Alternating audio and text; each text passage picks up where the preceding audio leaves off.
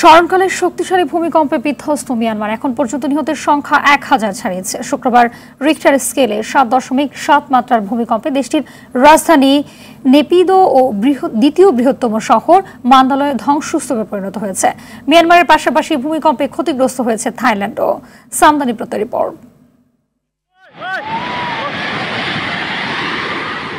শুক্রবার বেলা 12:50 তাসের ঘরের মতো চোখের পলকে ধসে পড়তে শুরু করে মিয়ানমারের রাজধানী নেপিদো, সাংগাই ও মান্দালয়ের বহুতল ভবন ও অবকাঠামো। শক্তিশালী এ ভূমিকম্প 4 বছর ধরে চলা গৃহযুদ্ধ, তীব্র খাদ্য সংকট, অর্থনৈতিক অবনতির মধ্যে চলা দেশটিতে নতুন বিপর্যয় ডেকে এনেছে।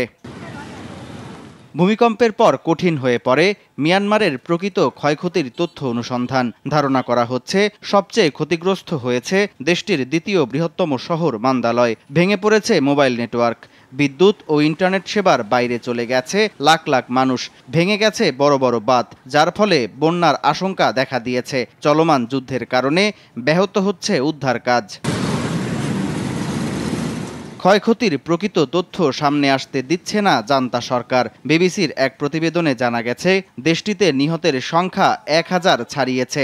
যুক্তরাষ্ট্রের ভূতাত্ত্বিক জরিপ সংস্থা ইউজিএস আশঙ্কা করছে নিহতের সংখ্যা 10,000 ছাড়িয়ে যেতে পারে।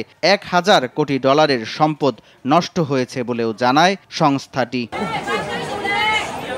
ভূমিকম্পে কেঁপে ওঠে পাশের দেশ থাইল্যান্ডও। সামাজিক মাধ্যমে ছড়িয়ে পড়া ভিডিওতে দেশটির রাজধানী ব্যাংককে নির্মাণাধীন 30 তলা ভবন ধসে পড়তে দেখা গেছে। এতে অন্তত 10 জন নিহত হন। ধ্বংসস্তূপে চাপা পড়েছে শতাধিক নির্মাণকর্মী। বিচ্ছিন্ন হয়ে গেছে ব্যাংককের সঙ্গে অন্য অঞ্চলের রেল যোগাযোগ।